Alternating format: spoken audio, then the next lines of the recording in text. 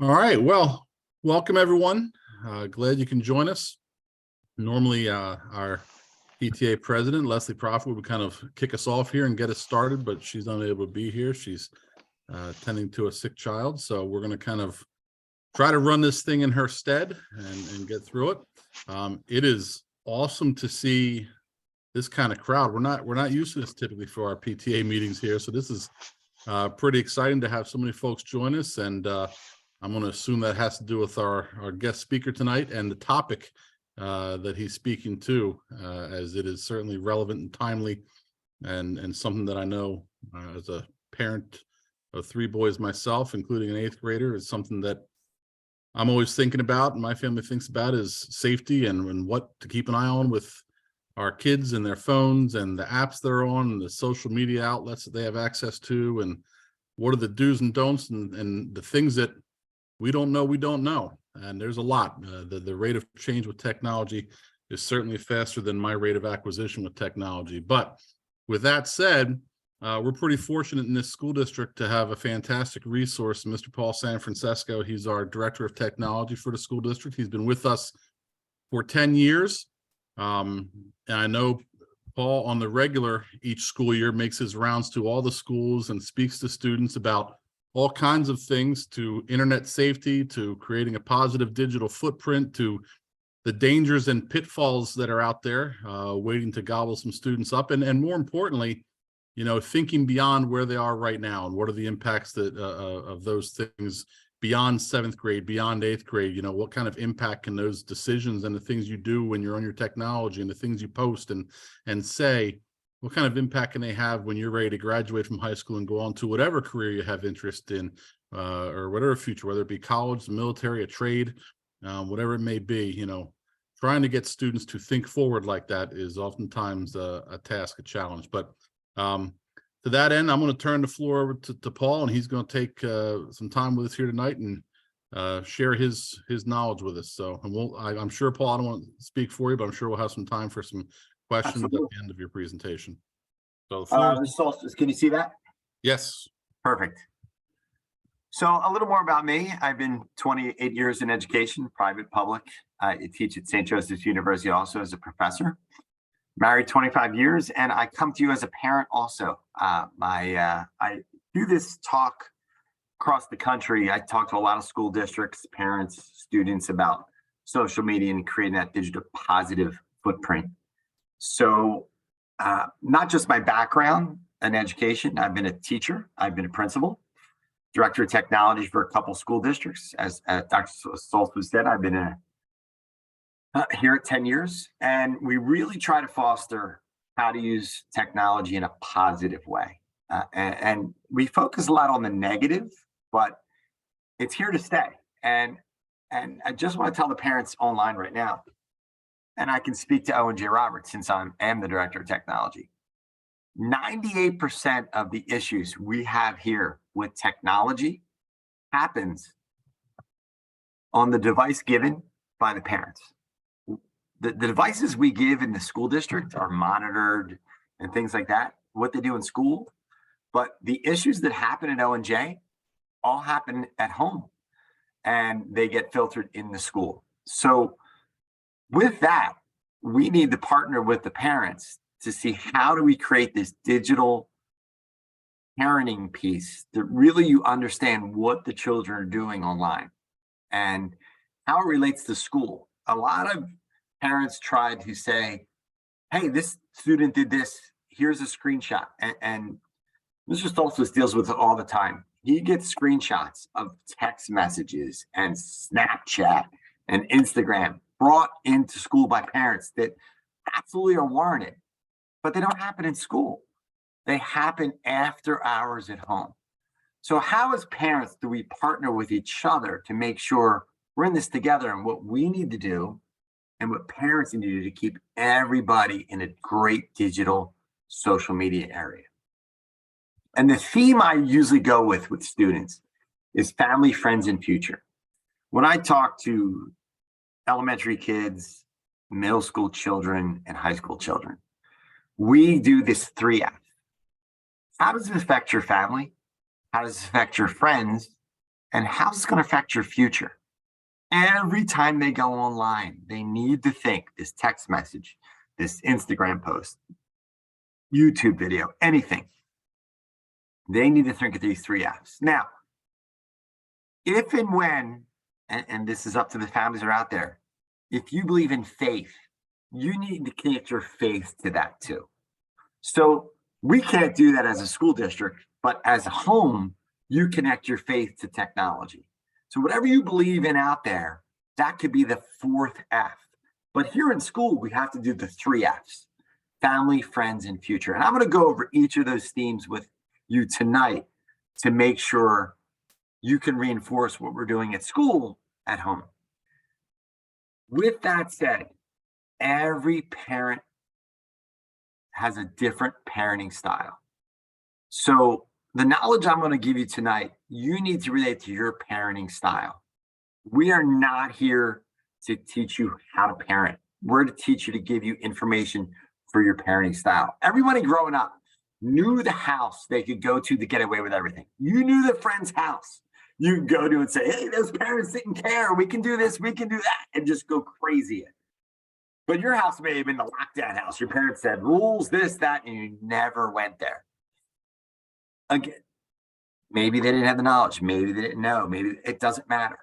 We're giving you the knowledge to say, okay, I know what this is. How does this fit into my parenting style?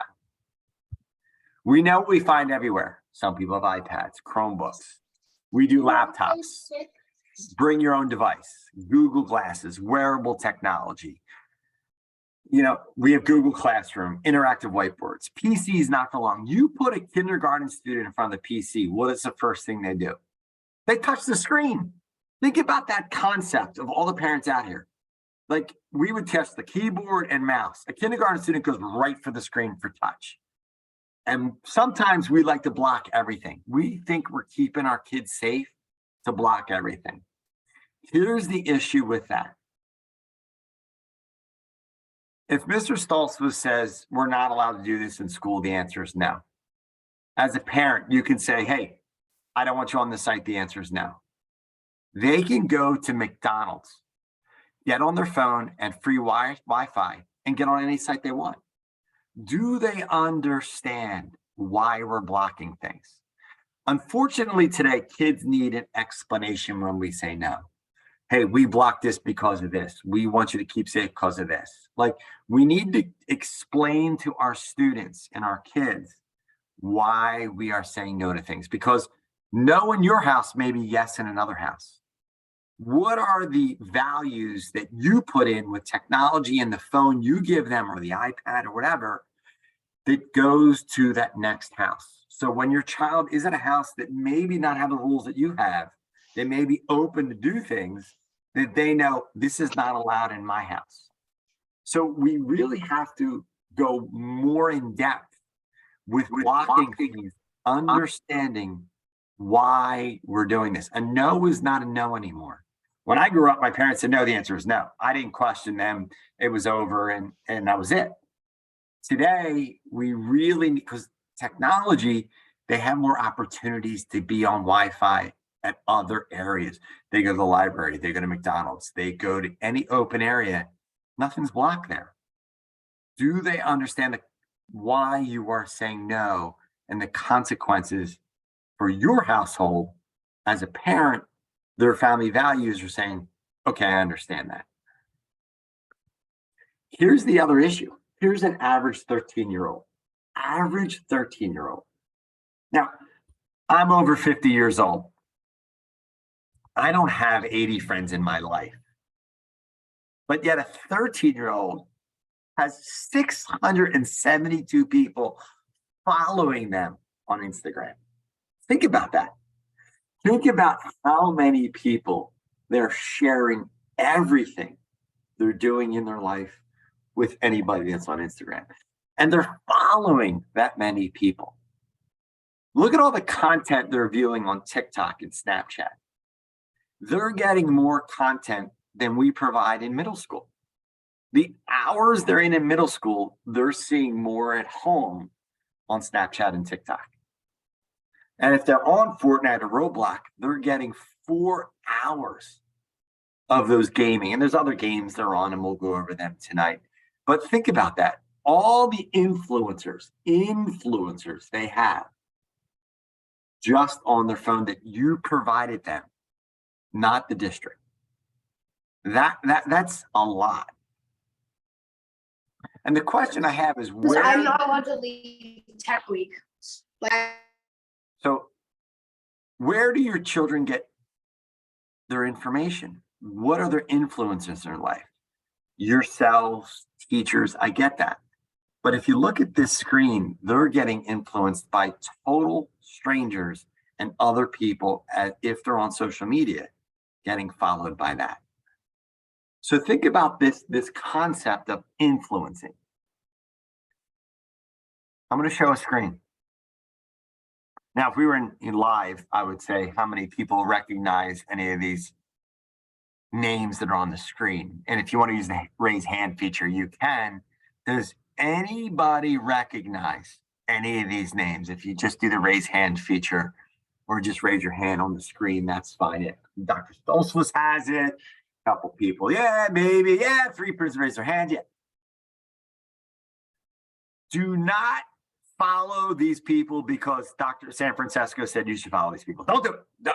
I'm just showing you, these are the most popular YouTubers and TikTokers online right now. They get paid millions of dollars to influence people. Good or bad, it doesn't matter. You show this list to your kids, they can identify most of the people on here. As parents, we need to know what content they're looking at and sharing and who's influencing them in their life. And, Mr. Beast is a big one. Dude Perfect is a big one. And some content is funny, but some content is not. How does this fit your family values is what you want to say. Do these influencers who influence all of us have an effect on what your kids do? And that's the question. Are you aware of who they're following? Are you aware? And see, kids are smart. They don't subscribe. So if you look at these number of followers, 108 million follow PewDiePie. Our kids are smart enough not to subscribe to that page, but go to that page. When I talk to the people at YouTube, these numbers are double the number of views they get. So PewDiePie gets 216 views a day, million views a day. So, think about the influences they have. It's amazing. Just know what your kids are viewing and what they do. This happens every day in Owen J. This is a post from West Vincent. And the comment is, everybody needs a little help every once in a while. I know you hear a lot about Owen J of our academics, our discipline, our scores, our sports teams, everything else. I walk through every building every day. This happens every day. And we don't post it on social media enough. Our kids do extraordinary things without our watching. Here's a child helping another kid tie their shoe at West Vincent. Middle school, I see it every day. The kindness, the kids that go out of their way to help everybody. We don't focus on that. We focus on the one video of fighting, the one video of this that happens that gets viral. Why don't our kids make this go viral? Why don't parents make this go viral when we see things that are so positive happening in our district every day? I know Mr. Stoltzfus and everybody else and the principals try to put things out like this, but we get that one video, that one thing that happens that's bad, and it makes us think, this is what happens in our schools. Our kids are awesome. And they need to understand they need to post more things like this of helping and making a positive footprint of everything they do instead about me. I saw something great happen today. We need to instill that in all of our kids.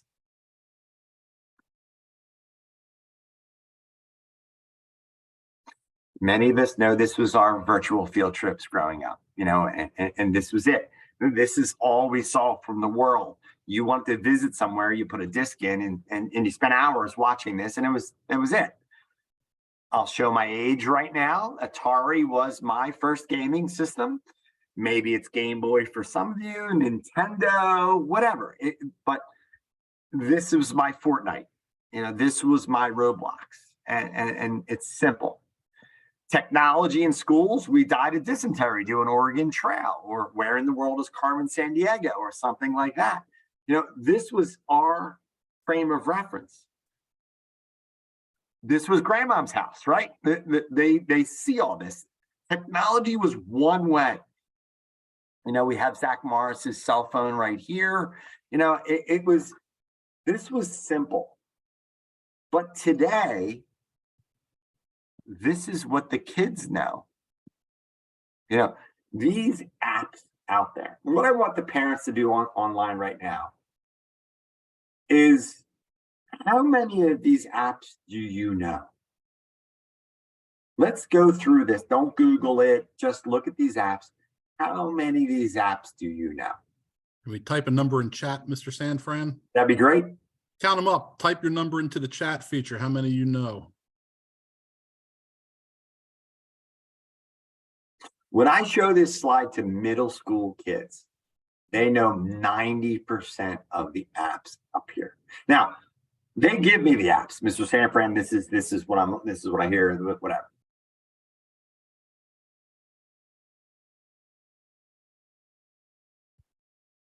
We got 15, we got 13, 18, 14.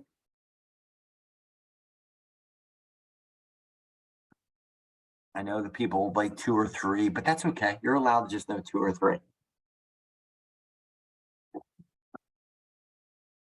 I'm going to go through these apps with you right now, so you know as a parent what apps are good, what apps are bad, and how these apps work.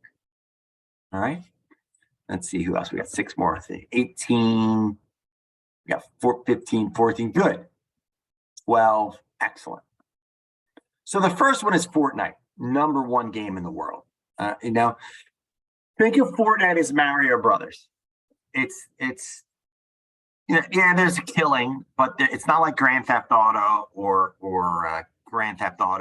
Call of Duty. There's no gore. It's just you come back to life. But you have to understand they can connect with total strangers.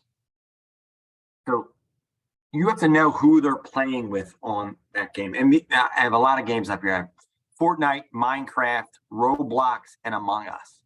Roblox is huge in the elementary level right now, and even the middle school level. They love Roblox. As parents, we need to make sure their screen names are generic names and not their name, last name, cheerleader 42, basketball player 41. Our children know stranger danger. They know stranger danger physically. Hey, stranger comes out to them, they know what to do. But when they're in our houses, in our locked homes, and they go online, they trust a lot of people online because they feel safe in their house and they don't see anybody. And unfortunately, sometimes people go on these games and pretend to be a middle school student. And over time, they make a relationship with your child. And they get that information from their screen name. Hey, you like basketball? I like basketball. What's your name? My name's Paul. What's your name? My name's Joe. Oh, where do you live? Pottstown. Oh my gosh, I live in Chester Springs. I go to Downingtown. And then they develop this relationship in gaming over time. But our kids feel safe because they're in our houses. And then they trust. We have to make sure they understand that people online that you can't see and you don't know, don't trust them. Make sure their screen names give nothing about them that somebody can pick up information on, or they let you know who they're talking to. Because a lot of times we go to bed, they're online, they play these games, and they're conversing with people that they think that they're the same age as them. There's too much of that happening that we need to make sure they know you can't see them. And when I'm with the students, I give them my cell phone. And I let one student in the group text one of my friends. It could be Dr. Stoltzfus. And I say, hey, text that person. And they text Mr. Stoltzfus, say hello. And he texts back hello. And I say, what does Mr. Stoltzfus say? They see a text from you, Mr. Sanfran. Who sent it? Well, I sent it. Does he know you sent it? No. And all of a sudden, an aha moment goes off in their heads, like, oh yeah, they get that connection that even though it says this Mr. Sanfran texted in, I gave my friend my password. I gave my friend access to my phone. Or you just can't FaceTime and see that person. You can't know who's on that other end. And we have to, as parents, make sure they know, don't trust anybody you can't see or know who's online, unless it's your friends, it's a small group, you know the screen names, you've closed it, the whole thing. And these games are all good. It's just a matter of who are they playing those games with. The next one is Netflix. So we got Netflix, Disney Plus, Hulu, all those paid things. Our kids on demand everything. And in another district, not ours, if anybody knows about Squid Games on Netflix, it was a series that the purpose of the series was you dressed up in a character, and at the end of the game, it was a game, and you killed everybody. And the last one to survive that won. In another district, we had a kindergarten student dress up as a Squid Game character. Think about that. For Halloween. It was, the principal's like, what am I supposed to do? Parents are not putting on the proper blocks on all these on-demand sites that the kids are just logging into and watching anything and everything. And then they come in school with these things and things like that we have to explain, that's not appropriate for school, things like that. And just make sure you put on appropriate blocks at home for age-appropriate things. So we have FaceTime, they FaceTime everybody. You know, it's just the way it is. And kids don't know how to talk on phones right now. They want to FaceTime everybody. I watched my 19-year-old son talk to my father on the phone, nod his head for yes. I'm like, he can't see you. You have to say yes. Like, the communication for what we grew up with and what they are is totally different. WhatsApp, it's the texting app that everybody can download and text anybody and everybody. So it doesn't matter what device you're on. If they're down like that, they can text everybody. This next row is our social media row. We have Instagram, Snapchat, TikTok, Be Real, Twitter, and Facebook. Instagram is the most parent-friendly social media controlled out there. I'm not saying content, I'm saying parent control. So if you have Instagram and you're dabbling in giving your child Instagram, as a parent, what you do is you create your own Instagram account here, and then you click on your name. And then once you click on your name, it says add account. You make your child add their account under you. So you can then toggle and actually be your child on Instagram. So you can see the direct messages. You can see who they're liking. You can see who they're following. You can delete things. You can go think. My 19-year-old daughter still doesn't understand why her pictures disappear off Instagram. I delete them. I go, oh, I don't like that picture. Oh. It's like, Dad, another Instagram picture deleted. I just call Instagram. I did it. We can have that much control on Instagram if you want.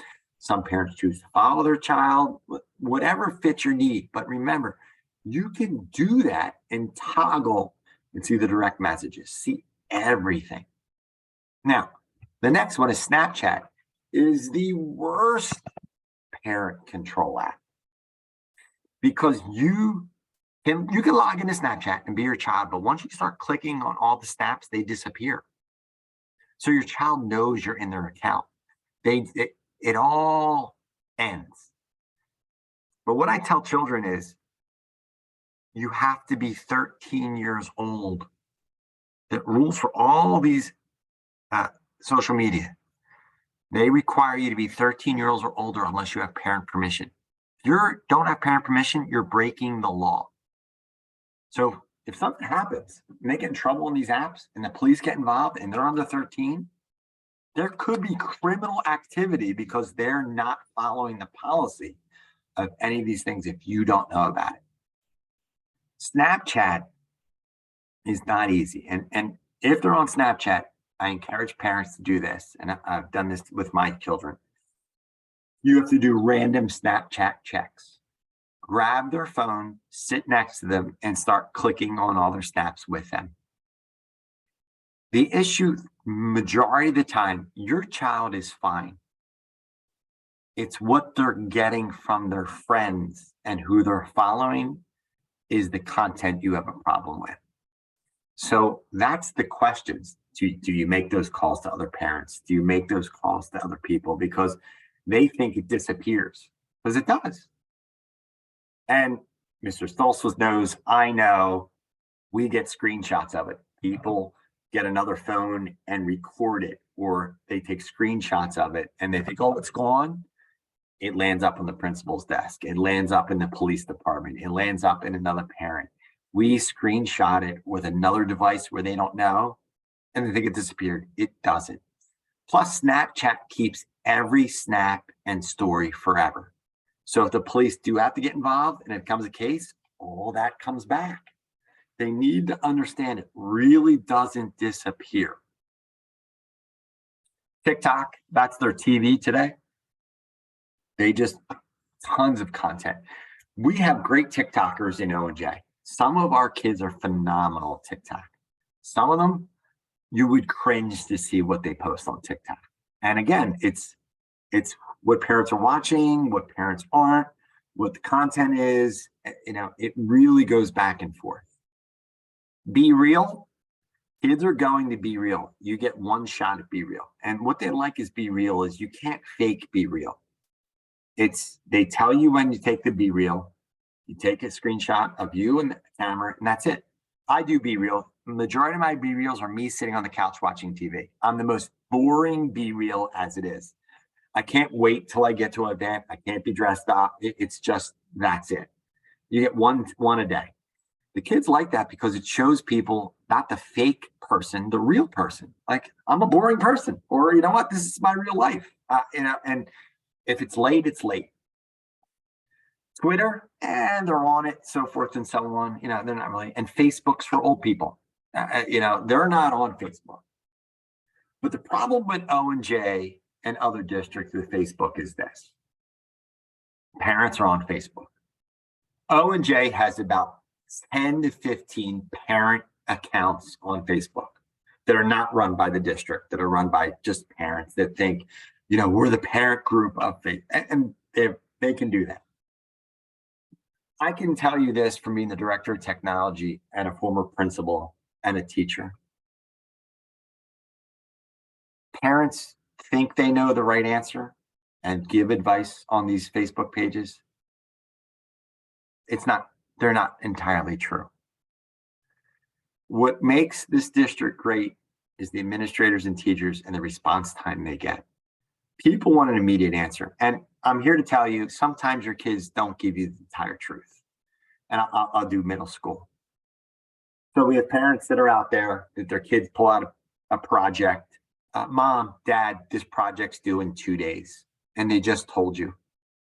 And you're like, there's no way we can get this project done in 2 days. This is ridiculous. That teacher's an idiot. I can't believe they assigned this project. This is, and parents go right on Facebook. Mr. Sanfrancesco, put this project out. This is ridiculous. And all of a sudden the keyboard warriors come out and they all blast me because I gave that project. Blah, blah, blah, blah, blah, blah. And they go nuts. And then there's one parent on there that goes on Google Classroom and say, Mr. Sanfran assigned this a month ago. Here's the Google Classroom link. Here it is. They ignore that person and just keep going. We have people outside the district blasting us just because they want to get in this attack mode instead of just emailing the teacher. Hey, I just got this project. We need to take a step back. You're not going to get that immediate. You may get that reinforcement by these people that think they know the answer.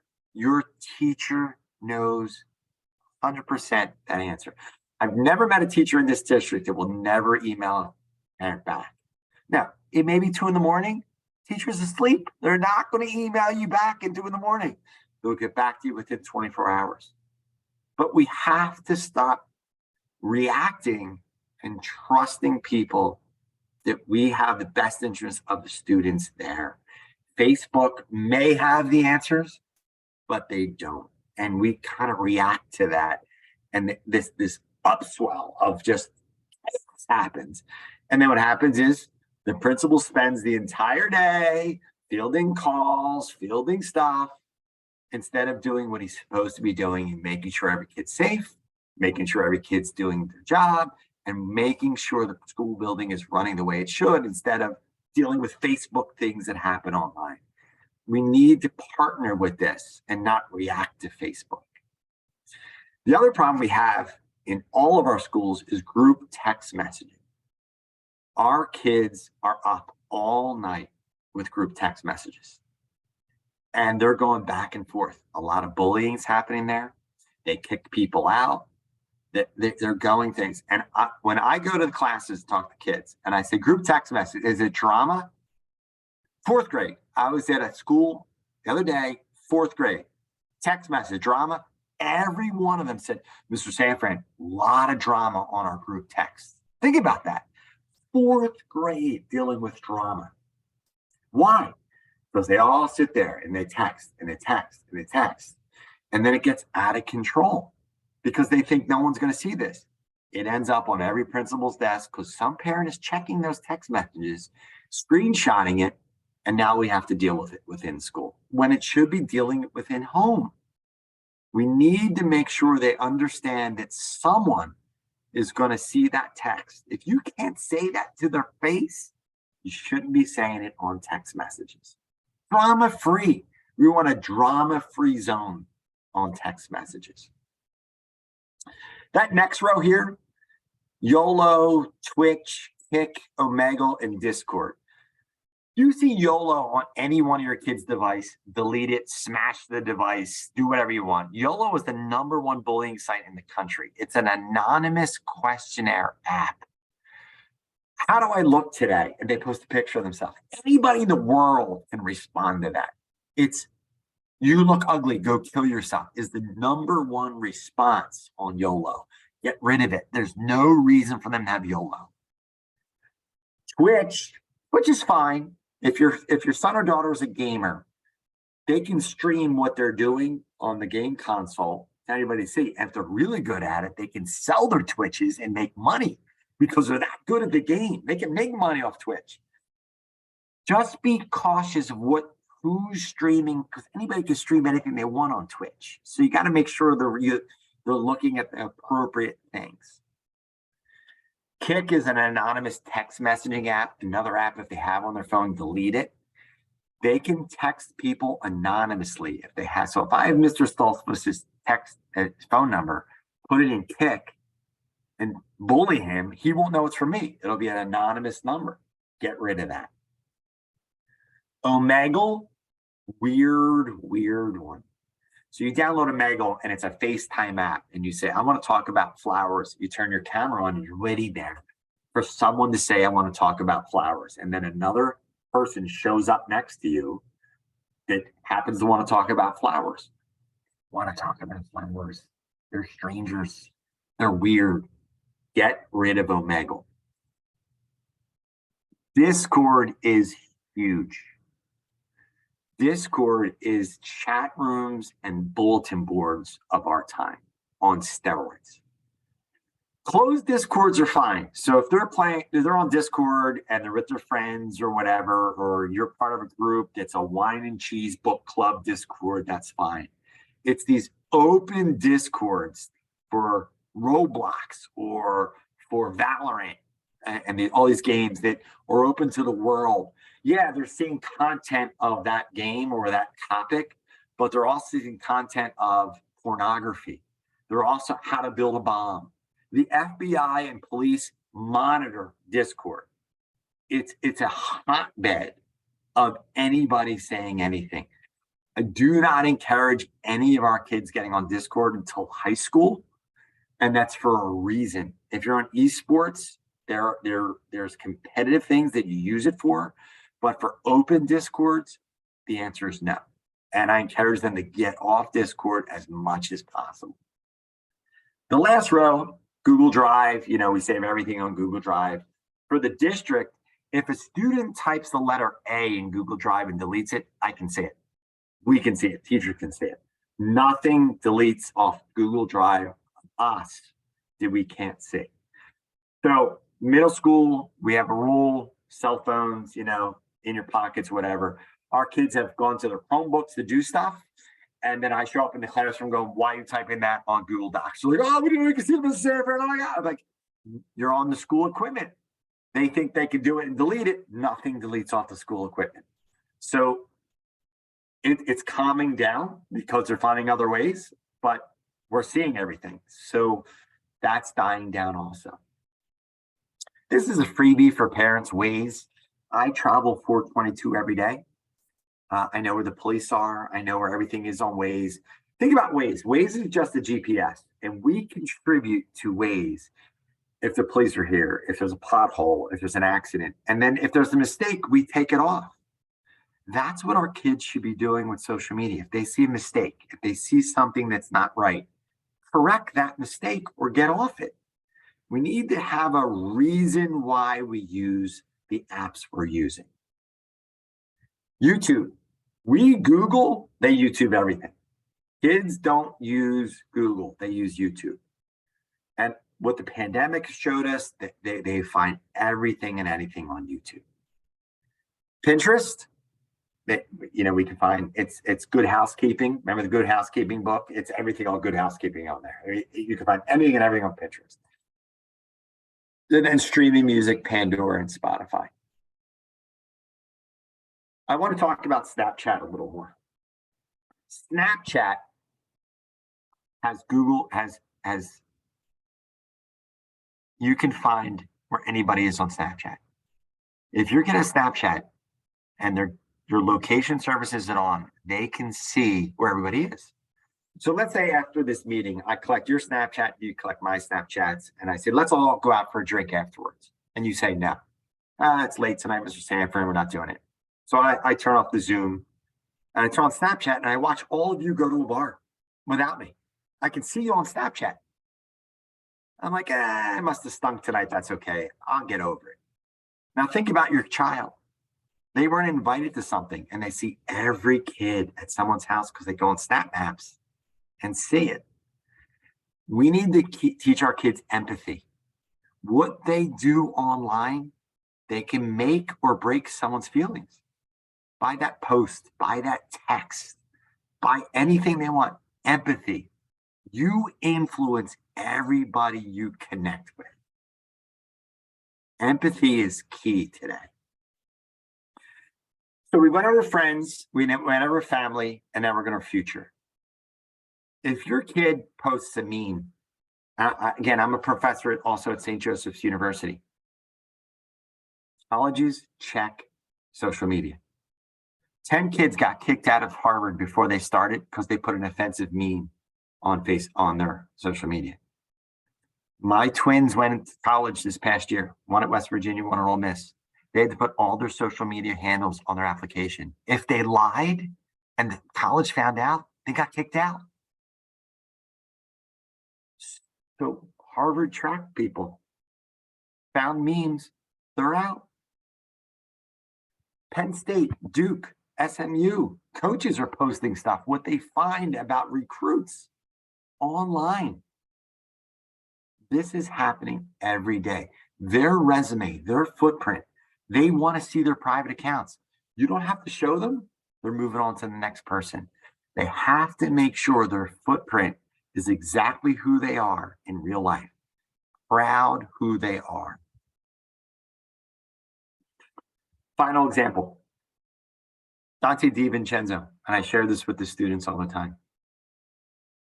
They know him. He plays in the NBA. He's a local kid. Great family. I know him. If anybody knows anything about Villanova, they've won 3 national championships. He was on the 2nd national championship game. He won the national championship for Villanova when he played. Great kid. 10 minutes after winning the national championship, his Twitter account from grade school and middle school was sent to Villanova during the game. He hasn't used it since middle school. Look when he graduated. 2015, 2011, 8th grade, 9th grade, 10th grade. People Googled his name during that game and sent screenshots of his Twitter account from when he was in grade school and middle school to the university. Instead of celebrating with his team after he won the national championship, he had to get on television and apologize for what he did on Twitter when he was in middle school and high school. He entered the NBA draft. He was supposed to go pretty high. Teams didn't want him. He dropped. He lost $8 to $9 million in salary because of these tweets. Think about that. He didn't think that would affect him, but it was out there. That's the future piece our kids don't understand. What they do today can affect their future. Their footprint will follow them anywhere. It's good that they're private, but if one person follows them and screenshots and takes it, they can never get that back. So what do? As parents, you need to educate your kids at a younger and younger age. Your kid may not have a cell phone, your kid may not have social media, but we need to teach them how to handle this. Owen J. Roberts does an excellent job at teaching digital citizenship. Middle school, Ms. Armstrong, Mrs. Potter, you hear it through all the classes, you walk through the school, we give in services all the time to the students. Our kids are monitored. Our kids are great kids, but it's those home devices that we have the major problems with that creeps into school. Our curriculum dictates that. Your kids don't hang out with just Owen J. Roberts kids. So it's the community. They're hanging around other kids. We involve them in leadership all the time. We ask them questions. If this happens, what are the consequences? What should we do? How do we handle this? At home, as parents, involve them. When your children have friends over your house, are the rules of getting your Wi-Fi passwords on your refrigerator? Think about that. We just give kids our Wi-Fi passwords when we're home. Do they understand the rules of your house, of when they come in your house to get your Wi-Fi password? If they don't want to follow the rules, let them use their 5G and let their parents pay that bill, and you have your rules intact. And this way, your kids understand the rules of your house when they go somewhere else. Develop those rules in your house and what expectations are. Common sense is not there anymore. Our kids are influenced by so many factors that you may think your child understands that, but if they don't see it on your refrigerator or a bulletin board or something that you went over, they don't get it. And you want to make sure the friends that come over your house understand your rules for your Wi-Fi password. I know I went a little long, and I'm going to stop share right now. And I'm going to take it up for questions. So if you just, folks, if you just want to use your raise hand feature, if you have a question or a comment, and I'll unmute you and say your name, and the floor will be yours. And any questions you have for Mr. Sam? I have a bunch I wrote down, but I'm really trying to hold off and let everyone else ask their questions first. I'm guessing some of my questions might be the same that you have. Paul, I'll kind of start seeing no hands at the moment. Paul, I know you mentioned the one app in there, but along with YOLO, I think it was, you said don't bother with it. Are there other apps that parents should keep an eye out for that are absolute? And that's a rhetorical question, I know, but what are the other apps that if the parent should look for it on their child's phone, get it off the phone right away because it's nothing constructive? Again, Omegle is a huge one that's out there you want to get rid of. YOLO's one. Discord, I'm very concerned about Discord. It's huge right now. Snapchat, you just have to monitor. Yeah, it's one they want. It's just hard as a parent to control. Yep. And Corbin, it's a problem with us because a lot of people have Snapchat and they're like, oh, we saw this. We can't prove it. You have to call the police. They have to get the warrant, not us. There's monitoring tools out there. RPACT, OURPACT, is a great parenting app that you can turn off all the downloaded apps when you want to. There's paid versions of that. Life 360 is another great app. Bark is another great parenting tool app that you can control your kid's device with. So it's Bark, RPACT, and Life 360. There's a ton of them on Google Play, the Google Store, and Apple Store. If you do parenting monitor apps, you'll see them and evaluate them yourselves. But those are the three big ones that parents can use to really control your child's device. Now, my kids are in college now. I have a junior in high school. It took me a lot to delete that because I didn't want to do it. And I see my kids here, and here, and I had to cut the cord. You're going to have that trust issue. In Owen J, we have 10-year-olds that are so responsible with devices. We have some 40-year-olds that shouldn't have devices. Like, parents are going to ask me, when's the best time to give my child a device? You're the parent. You need to decide for what reason and what they're going to do. Because socially, especially in middle school, if your child can't text and things like that, they may be left out of things.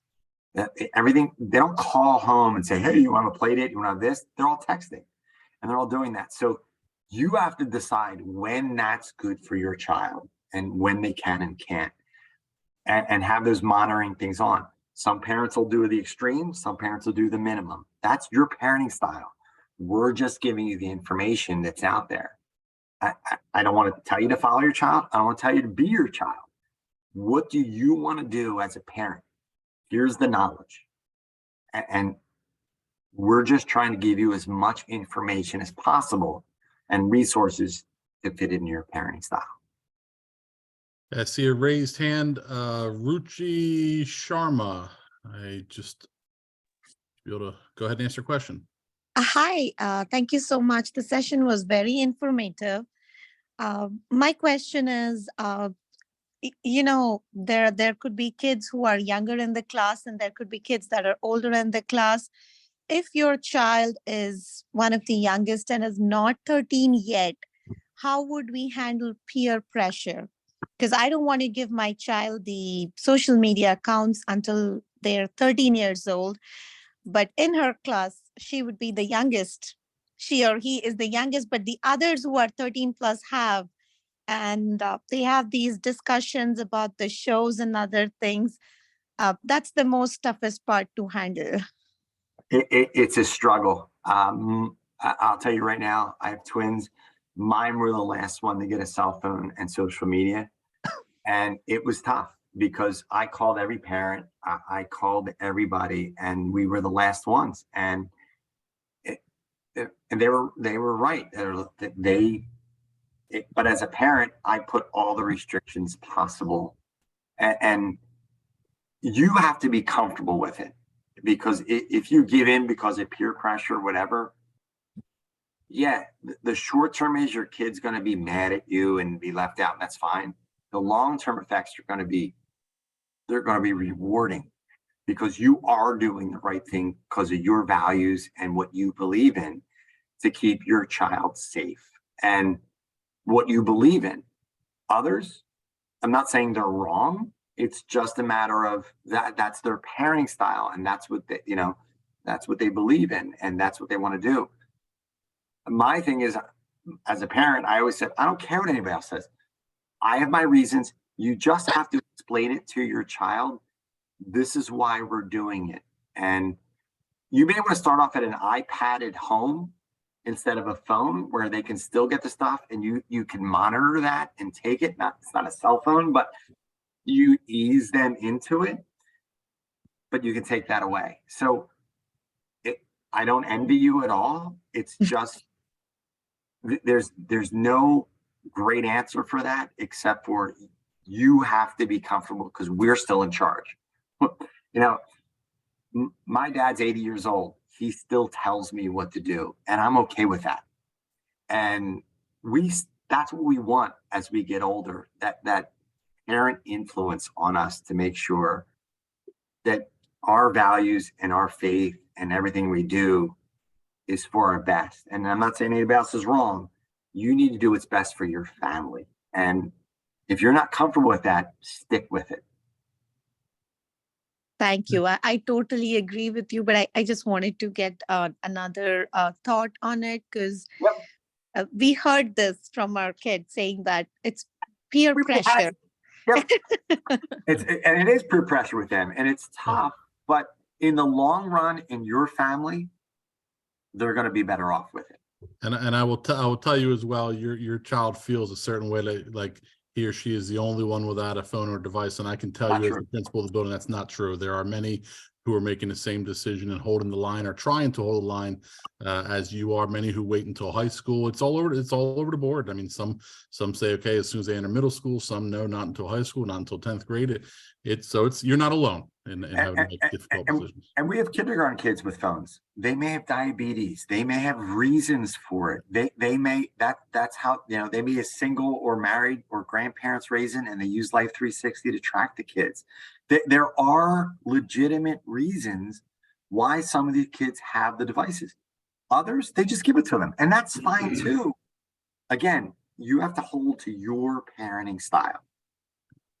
Thank you so much. You're welcome.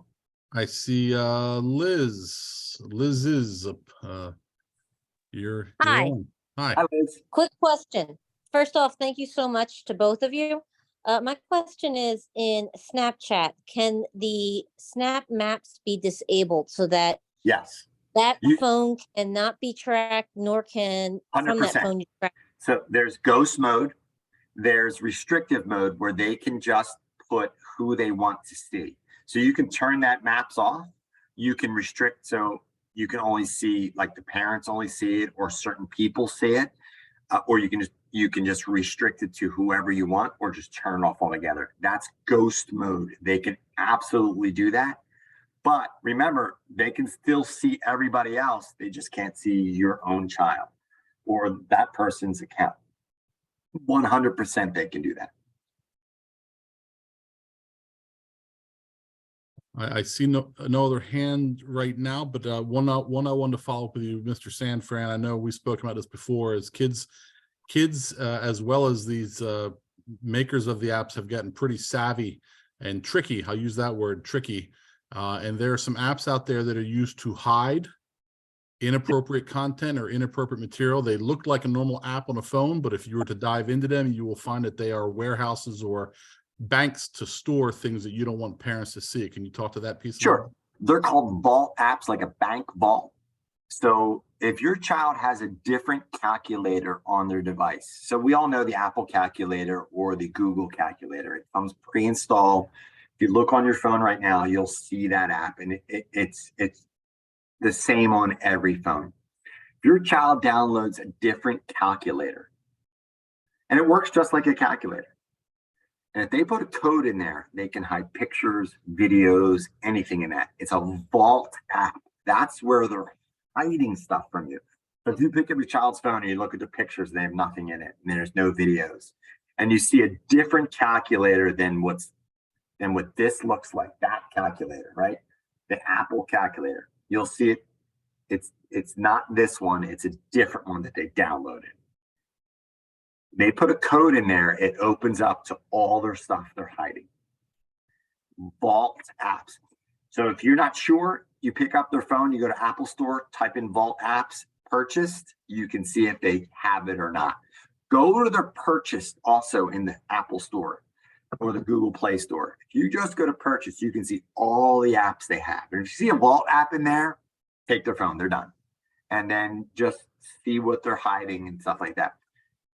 That's died down, but it's still out there. Thank you. I see We got Deb. Deb, go ahead. I unmute you there. You're Deb, on. we could have a one-on-one session, really?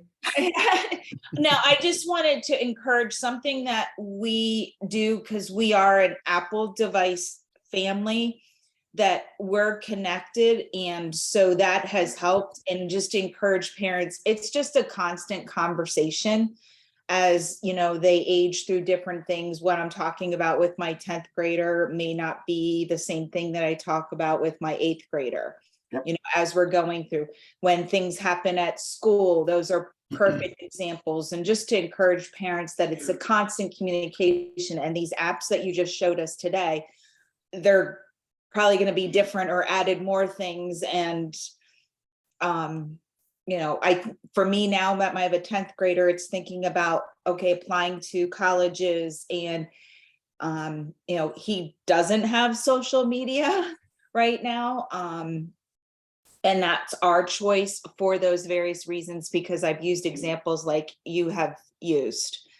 And, you know, 8th graders, 5th graders, they make mistakes. And how do we help them with that? Yeah, Would be a Deb, question. Deb, you bring up a great point. Our kids are allowed to make mistakes. Right. They're going to make mistakes. The problem is with social media, if they don't come to us for help or let us know they made the mistake, that mistake stays out there. And it's harder to fix once it goes viral, once it gets out of control. And that's the issue. The more parents know, and that trust between our child and social media and us, we can fix it. You delete the account, you can delete that picture. Yeah, you may not get it back, but it may not go viral, and you can untag yourself, and you can do things to mitigate that long-term effects. Dante DiVincenzo, if he just deleted his Twitter account before he left high school, that would not have been an issue. Since he left it, even he was private, but he had 3,000 people following him.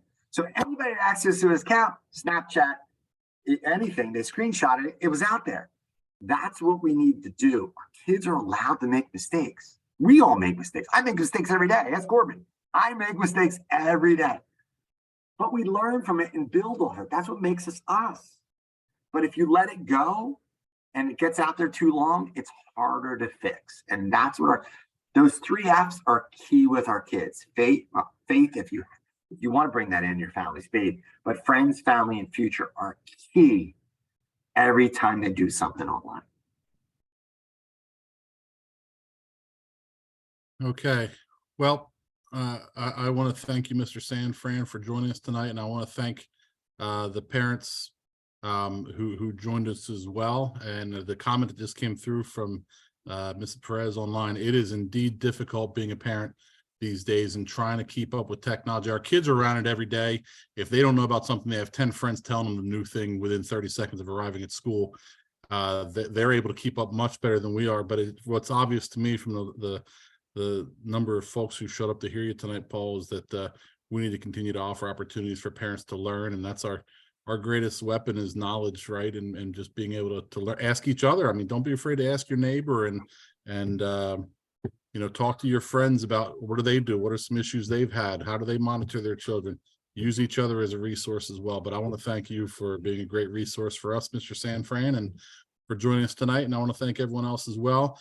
You don't have to stick around for the rest of our meeting. We'd love you to. You don't have to stick around. We won't be mad at you if you don't. You know, thank you for joining us tonight, everyone. And Thank you, everybody. Okay. See you. Okay. Let me pull up my agenda for the rest of the meeting here, and we can get on with it. Let me share my screen now. Let's see, there we go. Okay, yeah, can you see that, fellow board mates? Let me go in here and unmute, allow everyone to unmute themselves. So we're already there. Okay, folks can unmute themselves. Good. Okay, so I guess, Noel, I think when we had sent some emails today, you're going to kind of walk us through this, but it looks like I'm up for my principal's report right away. We okay if I go into that?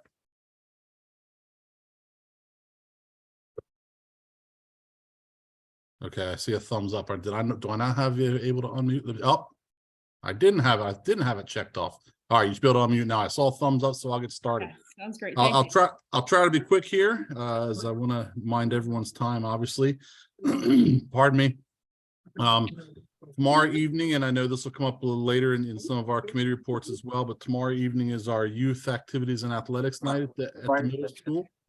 And this is an opportunity. I think we have about 20 organizations right now who will be at the middle school tomorrow night, representing all kinds of opportunities between the summer and fall in our community, from scouts to martial arts programs to youth sports programs to art in the community opportunities. So you name it, 20 different, ranging from pre-K to high school students, opportunities that'll be there for families who just aren't quite sure what's available to them. So we look forward tomorrow evening in the middle school, 6 to 8. You can come and stay for 5 minutes, stay for 2 hours if you want.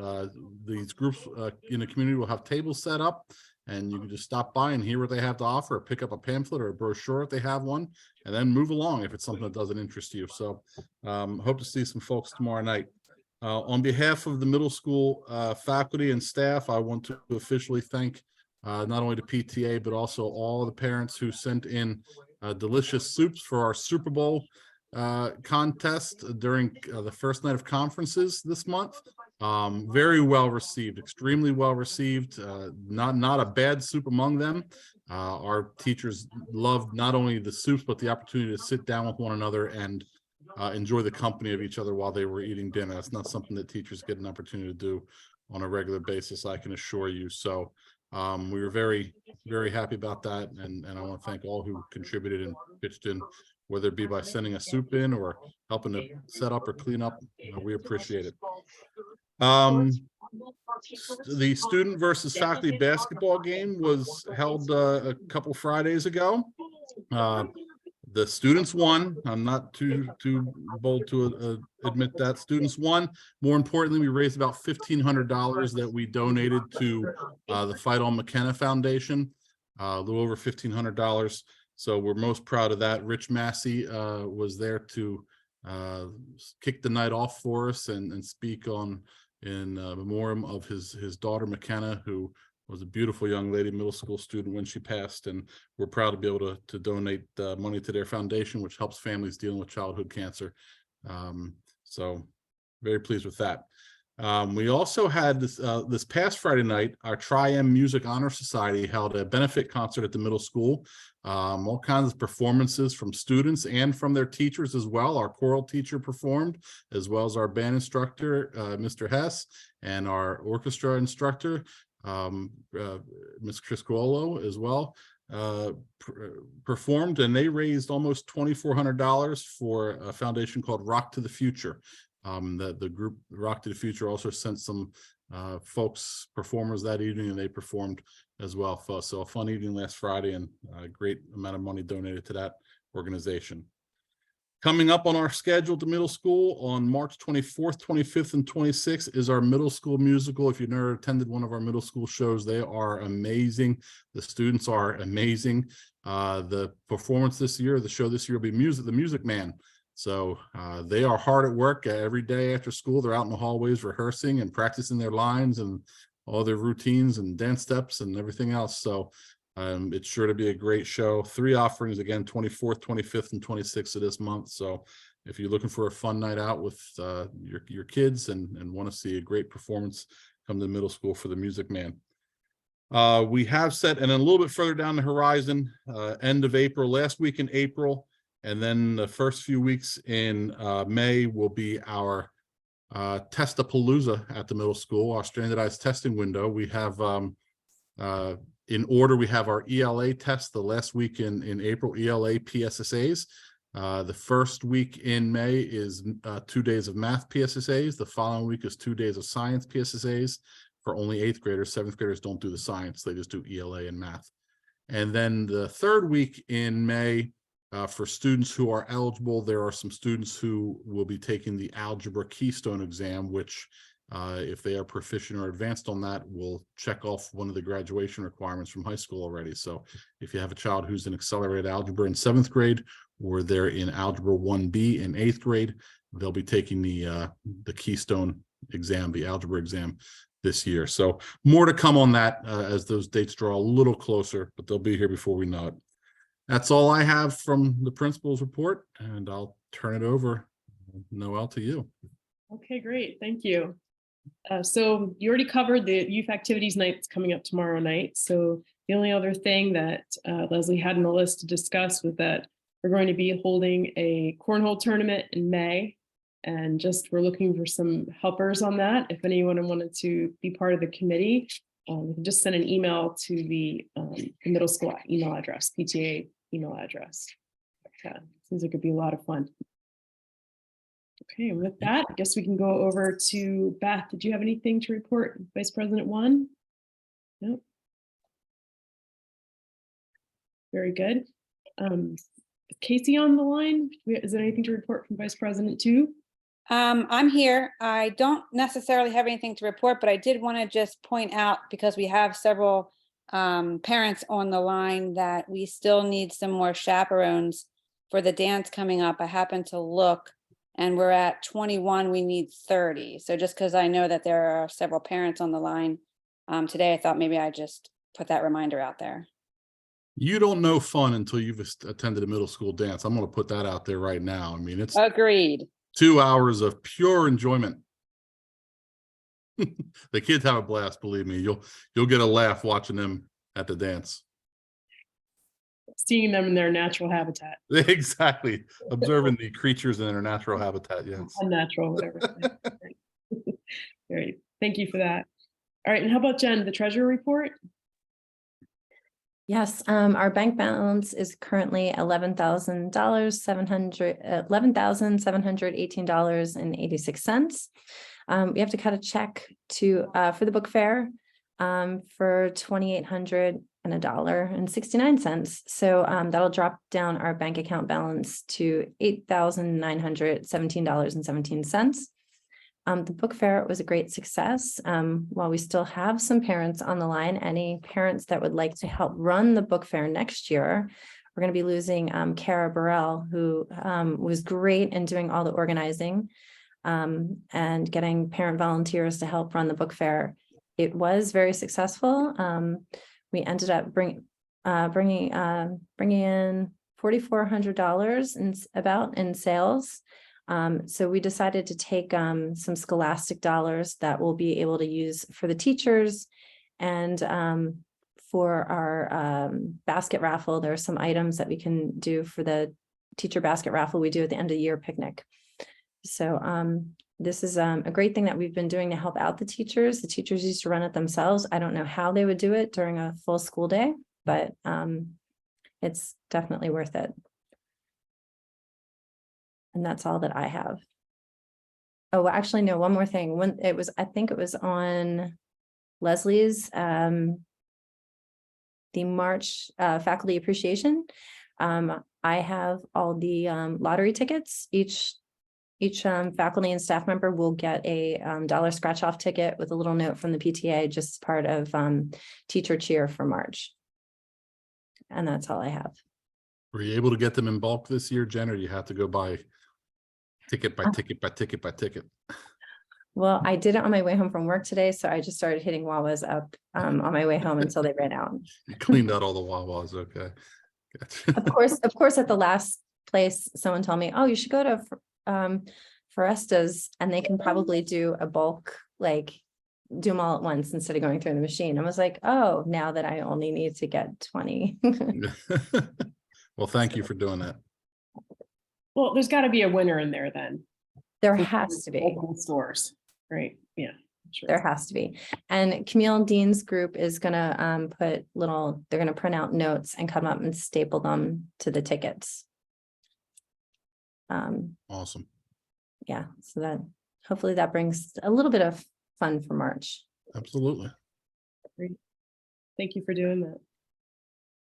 Okay, then secretary report, don't have much to say there, just that try to get the minutes up on the website thanks to Kara's help. If I can add to that bullet a little bit, because we did have the question come up in a private conversation during Paul's presentation. We will be his presentation and this whole meeting until we call a conclusion to it, is being recorded. Within the next 24 hours, we'll have it posted to the middle school website as well as the PTA website via the middle school website. So yes, anybody who wanted to go back and what did Paul say again about this app or that app? You can go pull it up and fast forward it and pause it when you need to and watch at your own leisure. So I just want to make that clear. Great. Okay, thank you. All right, going on to the committee reports, so the faculty appreciation, we already went over how the Super Bowl was a roaring success. So I'll try and do that again for next year, and the lottery tickets too. It's coming up for March. For April, we're going to do the shower our teachers and staff with snacks. So we sent out a survey to find out what kind of snacks people like, and it kind of covers a whole bunch of different things, but we'll be sending out a sign up genius to ask for some donations to do that in April. And then in May, there's the Teacher Appreciation Week, and in June, there'll be the end of year picnic. There'll be another meeting with the Faculty Appreciation Committee coming up soon to make plans, more definite plans for those events coming up in May and June. I don't know if Kara's here this evening, but I know Jen kind of reviewed much of this already. So Yep. All right, great. Yeah, I think Kara explained it pretty well. I didn't realize I forgot she told me she updated it. okay. That's great. Because the next thing would be the nominating committee. So we're going to need 2 more people, at least 2 more people to create the committee, and that's to create the slate that would then go ahead and be voted upon to come up with a new board for next year. So I guess in March, and it's already been communicated that we're looking for some more people that would want to be part of the PTA board. We had sent out some solicitation there, and I did send out an email today to my whole staff asking for any volunteers who might be interested in, volunteering a little amount of their time to just be on that nominating committee. I did try to sell it as, it's not going to require much of them, but to review, the applicants who may come through or the recommendations who come through and just help sort through those. So I'll let you know if I get any responses before I go knock on some doors individually and face to face. Okay, great. All right, so I guess typically the timeline would be that in March we'd look for the nominations, the applicants, we'd ask for them to have replied by like April 6th. And then there'd be some interviews and preparing of the slate. And then the slate would sit for it's like a month, and then there'd be a vote. I guess one of the next general meetings, like in May, maybe.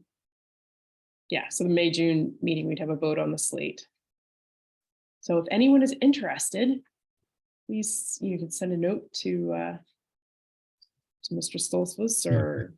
As you can see, if you're still here, we're pretty low key and don't like to weigh things down with a whole lot of needless conversation. We try to move pretty quickly and have a guest speaker at each month that will share about a half hour of their time to an hour with us, and pretty low key. So if you have any interest, I know some people think of PTAs or PTOs from the elementary schools and get kind of scared away with that thought, but it's a different animal come middle school. I would encourage you to ask anybody who might have served on the board presently or previously, and they can fill you in on that as well. Absolutely. Okay, going on. Jen, did you want to give an update about the dance? I don't really have that much of an update. I haven't had a chance to look into who signed up to be on the dance committee. I know there were some people that did sign up, but hoping to try and figure something out within the next week or two to reach out to anyone who signed up interested. Great. What was the date for the dance? Do you know off the top of your head? 28th, April 28th, I believe. If that's a Friday, I don't have my calendar in front of me. If that's a Friday. I just needed to double check that. Yes, it is. April 28th. April 28th is a Friday. That date I know. I can't remember anything else, but for some reason that sticks with me. All right, great. That was everything that we had on the formal agenda. Were there any other questions or comments? If there are any questions in the community, feel free to just unmute yourself and ask them. There's only one or two people, actually one person, not, like, no, a few people left here that aren't on the board. So if you have anything, feel free to ask questions. Otherwise, we'll move forward. Hi, my name's Christina. Who do I send an email to about being a chaperone for the dance? You, if you want, you can send it to me. I'm probably the most easy to find email address, and then I'll get it to the right individuals.